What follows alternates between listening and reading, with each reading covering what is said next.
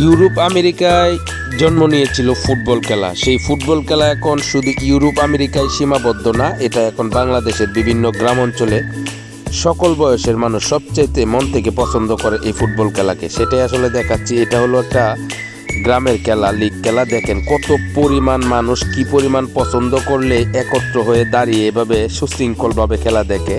এটা হলো কিশোরগঞ্জ জেলা, করিমগঞ্জ উপজেলা, সাদকখালী বাজারের পাশেই। তো এটা দেখে আসলে ভিডিওটা না করে পারলাম না যে এত জনপ্রিয় একটি খেলা, কত মানুষ একত্র হয়ে খেলাটি দেখতেছে এবং উপভোগ করতেছে।